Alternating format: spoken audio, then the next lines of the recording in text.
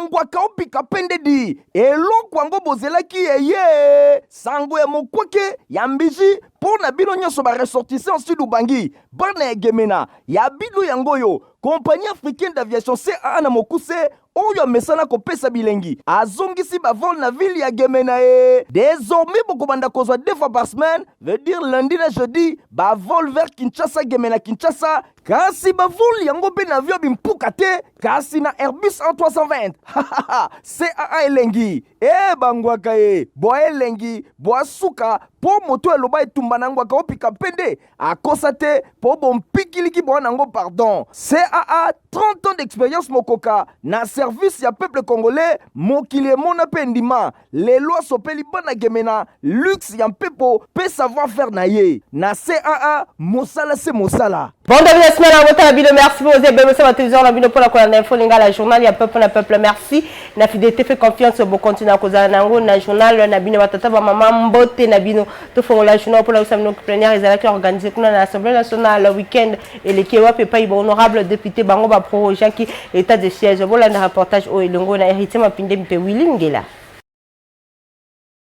Séance plénière, il y a samedi 14 octobre 2023, Ezala qui consacre un examen pe vote, il y a projet, il y a loi, Oyo, Ezali Kolobela, autorisation, il y a prorogation, il y a état de siège sur une partie, il y a territoire, il y a République démocratique du Congo. Pour le président, il y a Assemblée nationale, Christophe Mbosonko Diamponga, alors le projet Oyo, Ezali urgence nationale, Natinawana, chambre basse, Asali plénière, Mokolo ya Poso, Pona Kobo ya Repo, gouvernement a délégué qui ministre d'État, ministre de la Justice, Rose Mutombo, pour défendre projet ya loi Oyo Liboso ya représentation nationale. Pour essentiel à l'obi, ministre d'État, ya Justice, Rose Mutombo à l'obi, parti est de la République démocratique du Congo,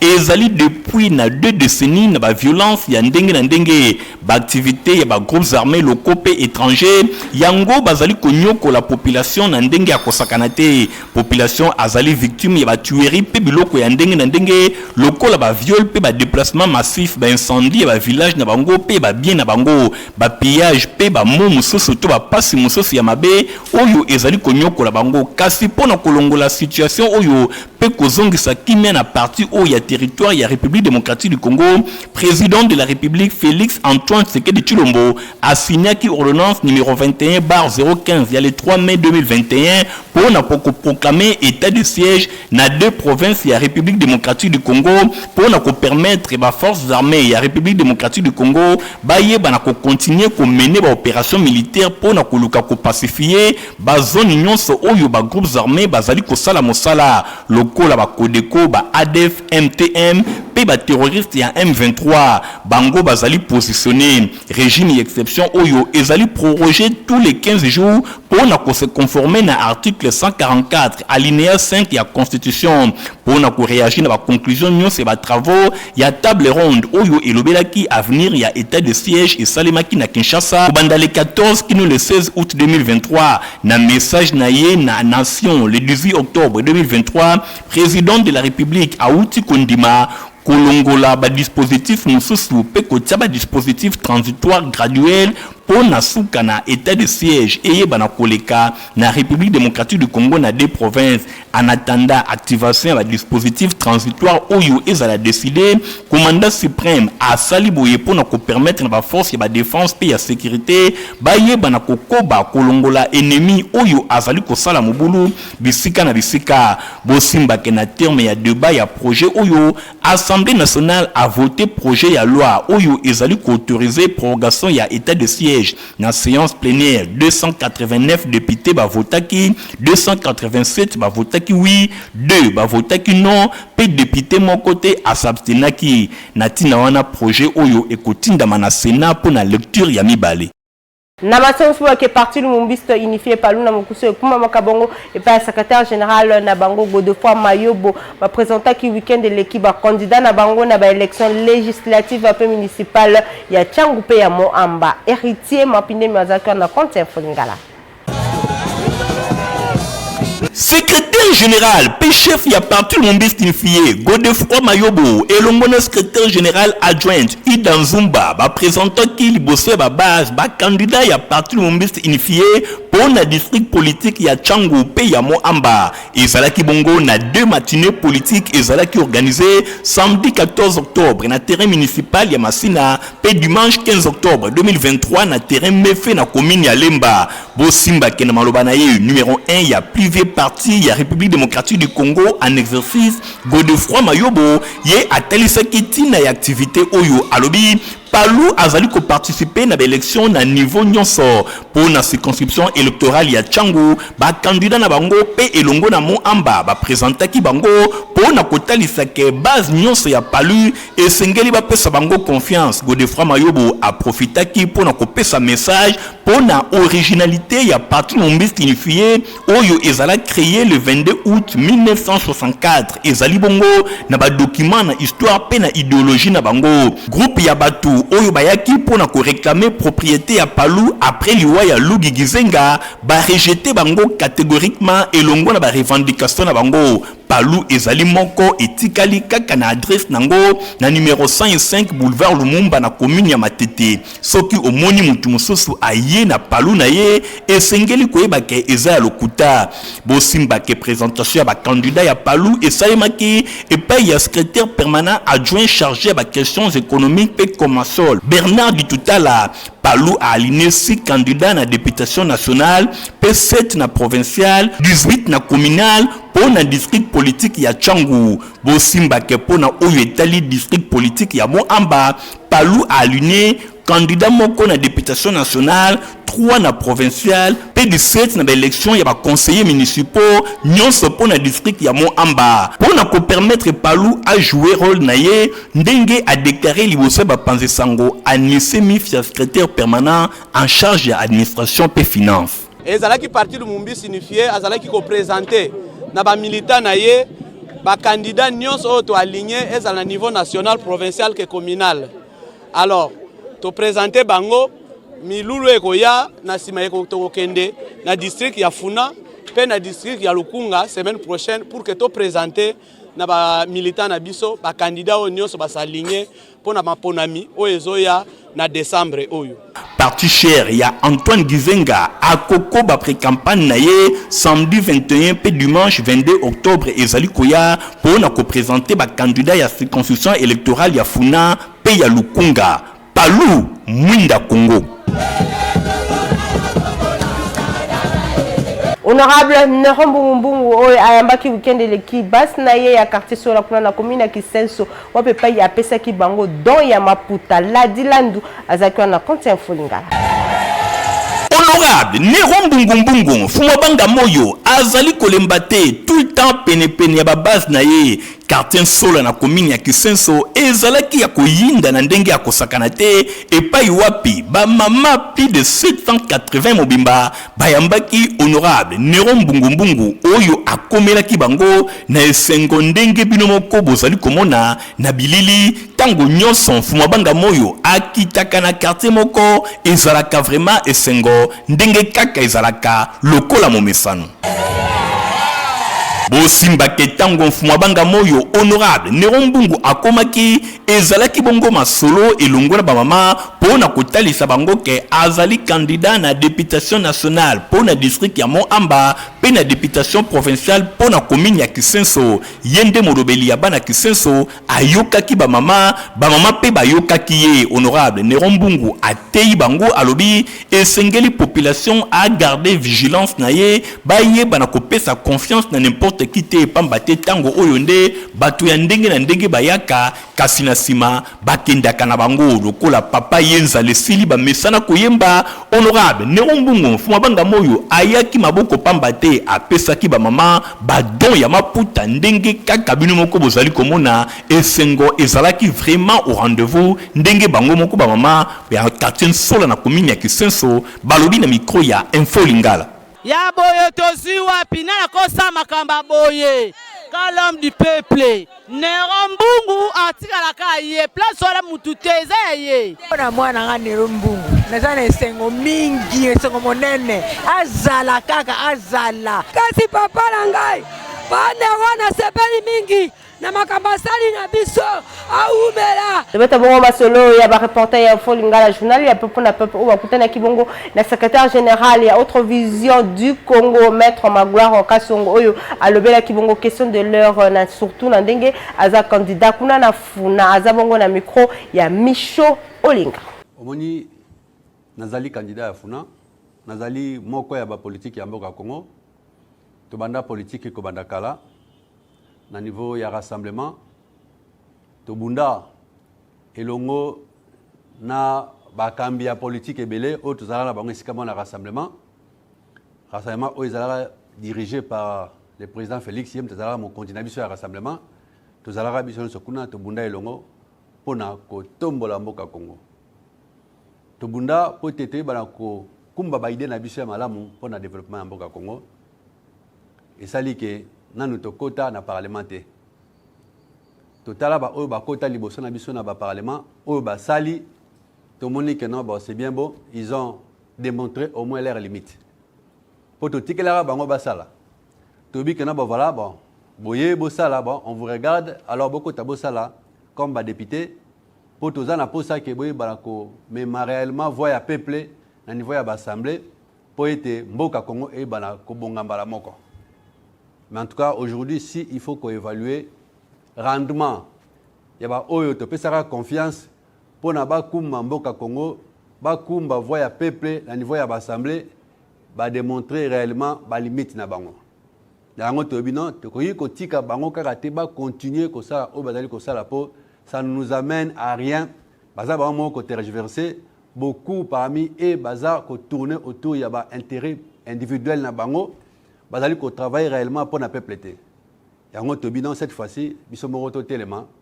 to senga peuple o azali na biso to zala balobeli na bango kuna na niveau ya ba institution.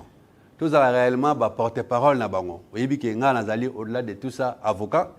Déjà na mosala nga ya ki avocat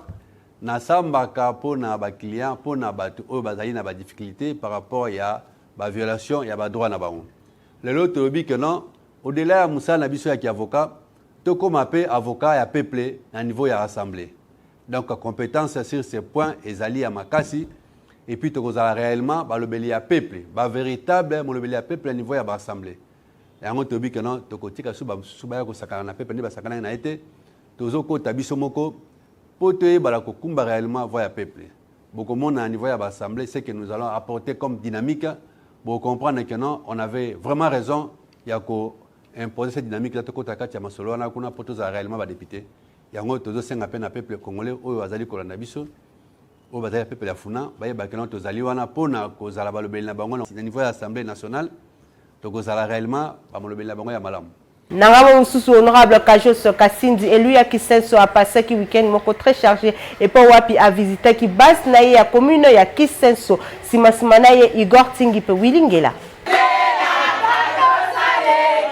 Honorable Kajos Kasindi Mafolo Joseph oyo bazali kobenga Bic Rouge ya commune ya Kisenso atambola ki bisika na bisika weekend eleki pona kosolola elongo na base na ye pamba te kala mingi te maponomi ezali kobelema. Honorable Kajos Kasindi Mafolo Joseph oyo bazali kobenga Bic Rouge soso ya mboka abandaki mobembo na ye na église Alliance des Chrétiens en Mission et payiwapi asolola ki na plus de 100 pasteurs mobimba babetaki na bango masolo pona développement ya commune ya Kisenso pamba te ba pasteur oyo basangana na association de pasteurs dynamique pour le développement ya commune ya Kisenso. Honorable Kajos Kasindi Mafolo Joseph abetelaki bango masolo ya vision na ye pona commune ya Kisenso pe biloko ebele oyo ye asala asukaki wana te akendaki ti na église le peuple de Dieu toujours na commune ya Kisenso et payiwapi ba mama bayambaki na ndenge ya kosakana te ndenge bino moko bozali komona bayembaki papa yenzale sili. Honorable Kajos Kasindi Mafolo Joseph Bic Rouge soso ya mboka ayaki na don ya maputa plus de 100 maman mobimba bazwaki badon na bango pe batelisaki esengo na bango na micro ya Info Lingala. quartier bato baluka kolemba batelemi lisusu mpona papa Kajos apesanga cimetière bakondola mwana nalati suni puta na ye nalie soso na ye mama bisala Kajos ye moko pe honorable Kajos Kasinzi Mafolo Joseph atalisaki tina ya descente na ye. Donc na ye le lopé ça va que no base la calme ma pona maison banda dès que l'élection ali ko banda na terrain ba dans mode d'ordre ya ko voter Fati ya voter CG Kabuya ya ko voter pas ko voter la municipal na biso ya IDPS. Donc c'est ça message na ngai ba ngande ba lobi na za biki rouge pour na zo ko corriger base à monique les faire na terrain et ça correction ba lobi non yo ka mozo ko sala aux habits rouge pour corriger ba mo ezalaki pendenge moko na quartier du 7 mai toujours na commune ya Kisenso et pa wapi ba mama bayambaki biki rouge soso ya mboka honorable Kajos Kasinzi Mafolo Joseph ezalaki kaka objectif te moko ko beta na bango masolo elongo par rapport ya ba réalisation na ye depuis azala élu député provincial pour na commune ya Kisenso bongo asukisaki mobembo na ye na quartier Riflar et pa wapi akendaki ko installer ba membre ya fondation Kajos Kasinzi Mafolo Joseph toujours na commune ya Kisenso et pa wapi bazali ko benga ye soso ya mboka biki rouge corriger bango. Na masomo suwa Institut supérieur technique protestant de Kinshasa ISTPK salaki samedi 14 octobre na église Seboko Kitambo clôture ya année académique 2022-2023 na collation de grade académique Nadina Sona Francis Kanzaloko Kabazeka na Konti Info Lingala.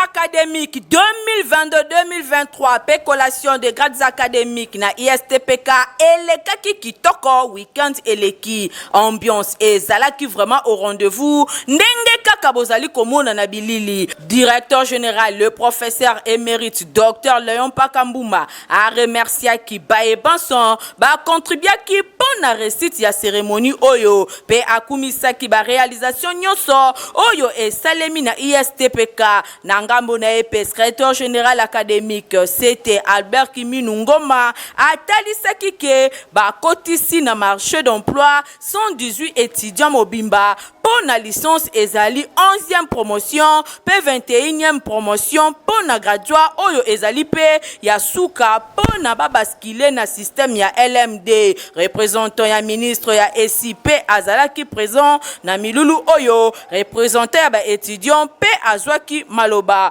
bongo na sima ezalaki proclamation ya ba résultat pe collation proprement dite na ba faculté nyonso lokola sciences infirmières techniques ya labo médical sciences commerciales et informatique de gestion santé publique pe développement ko bakisa sage-femme pe bongo na suka ya cérémonie quelques lauréats batalisaki esengo na bango qui année très bien aussi très bien. En tout cas, nous sommes les bien, nous sommes les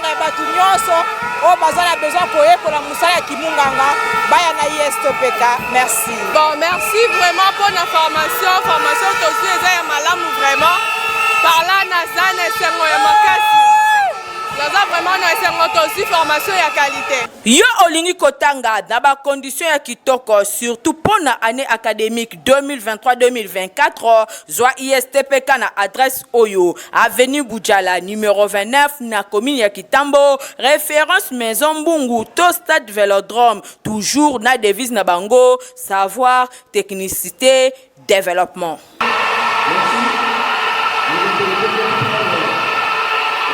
Toujours la bonne masolo honorable Mbungu Azalaki na réunion dimanche 15 octobre Longo na plus de 2000 parents et un complexe scolaire Maman Pimba Oyo Bayaki Koyokana Tope Kosolola na initiateur Nango héritier Mapinde Miladi Landu reportage. Honorable Néron Mbungu Fumabanga Moyo, initiateur ya complexe scolaire Mama Pemba, a présidé qui réunion moko week-end eleki elongo na plus de 2000 parents. Oyo bazali kotangi saba na bango na complexe scolaire Mama Pemba oyo ezwami na commune ya Kisenso. Ezalaki occasion pour na Fumabanga Moyo ayeba na kotalisa epai ba parents objectif ya complexe scolaire Mama Pemba oyo ezali kosunga bana pe population ya commune ya Kisenso bayeba na kotanga ba condition moko ya kitoko honorable Nerombungu a profitaki pona kotalisa bango ke bazali kotonga kokoba kotonga ba salle de classe nyoso kaka pona ko permettre bana batanga na ndenge elongo bani asengaki na ba parents ba sala visite na ba école to na ba atelier ndenge nini makambo ezali koleka ayebisaki bango ke ye azali pe candidat na élection na députation provinciale pona commune ya Kisenso na députation nationale pour le district ya Moamba.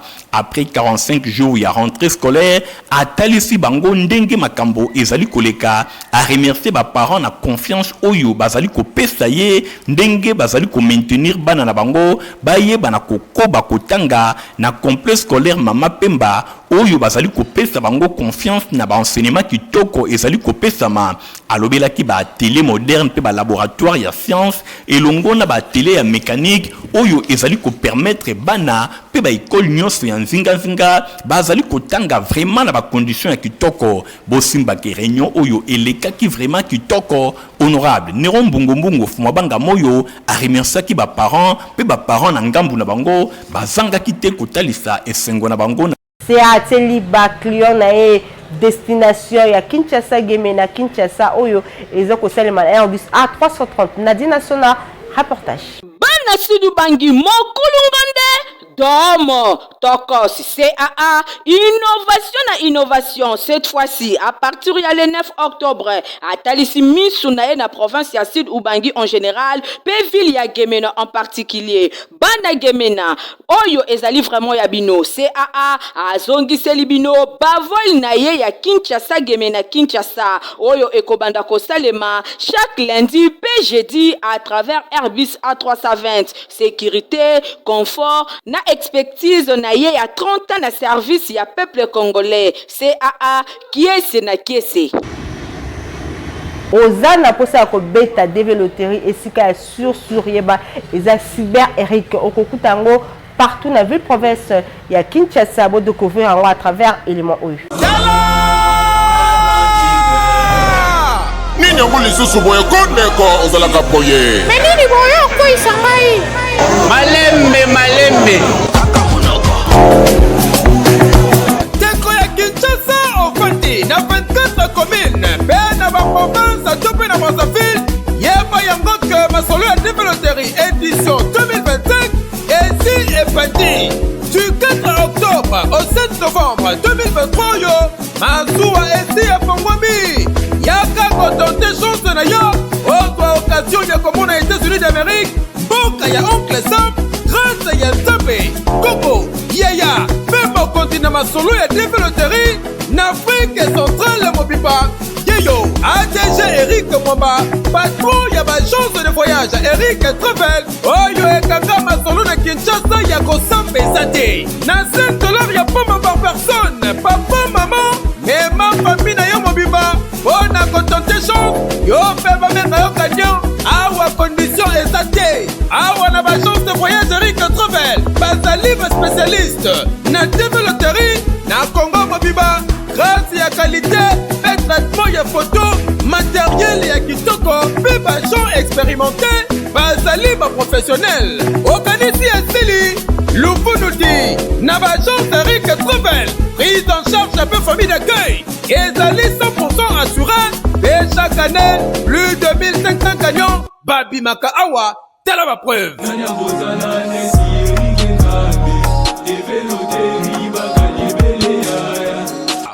na compète de développerie na bagence Eric Travel yaka na badresse oyo na Mikonga na commune ya Ntele ozali sur boulevard Lumumba numéro 44 na quartier Mikonga na commune ya Ntele référence CCT non loin ya alimentation régale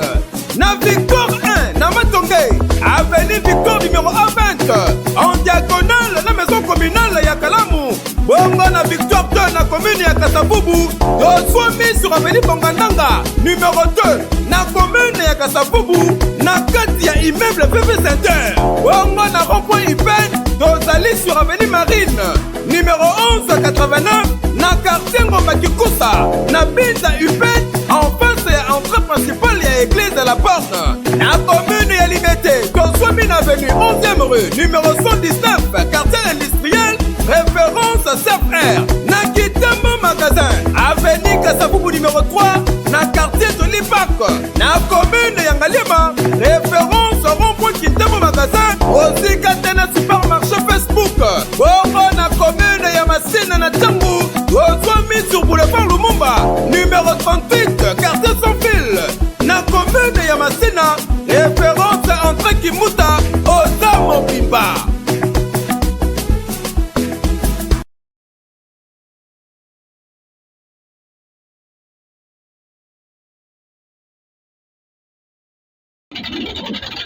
na République démocratique du Congo oyo soki nanu voyage na yote kokanisa kutu te ke esi osilisi komona po air moko elekaka na Congo eza nde suka na bimangu balenien oyo boza komona boye babengaka yango dakadaka kasi okokamwa pe okotuna ngai po na nini dakadaka kombo yango neti lipasa ya mashini madoda papier yoka nanu son oyo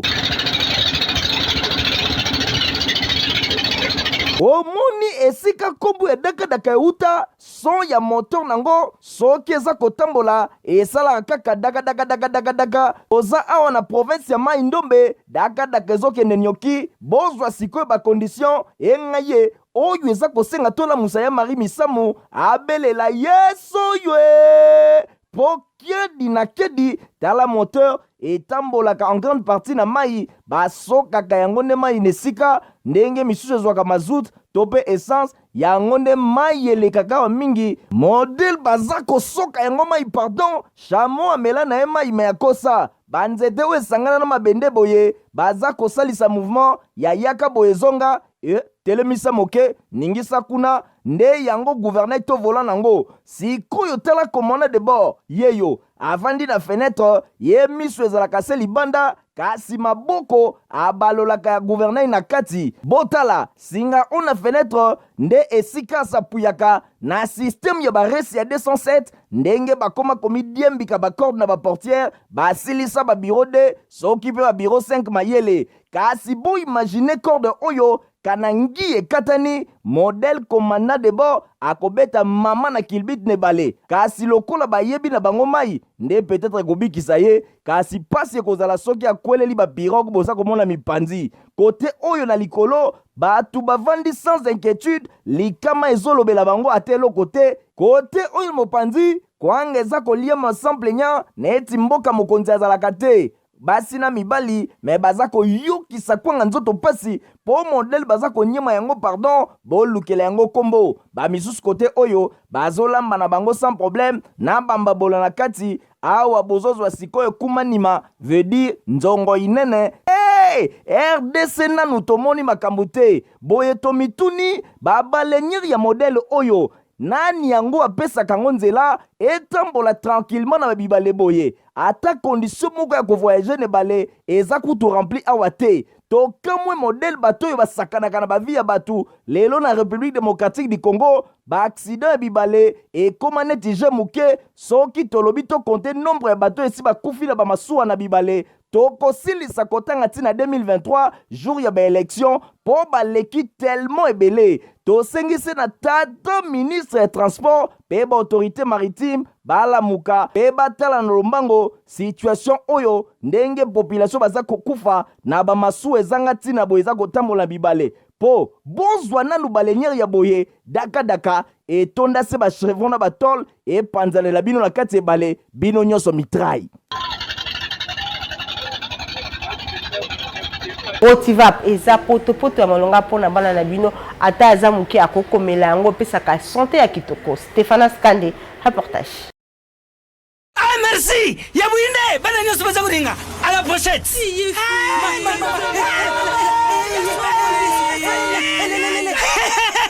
Vous allez quoi demain? Otivap est tonne de protéines et énergie.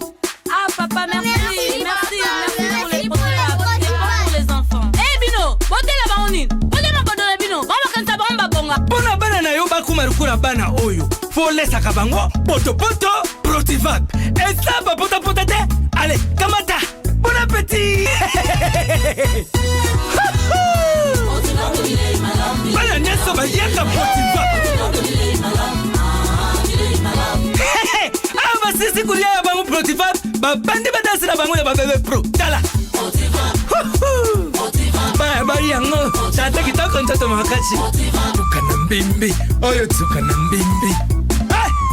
makusa Protivap poto kitoko pona ba bébé pro. Vous avez que belle pour na kolanda info ngala journal ya pour na pepo ceux qui se pela kina ngopsa merci. D'ailleurs Ntingi Matomi na zaki bongo nasima ya caméra concours rédactionnel Nadine Asona Willy Joseph Ngela héritier Mapindemi à super qui journal au montage et si maman qui pas Christian Kiange Beni Stéphane Skande à coordonner qui a ngala bino tout ce rendez-vous Nicolas Aliko au revoir.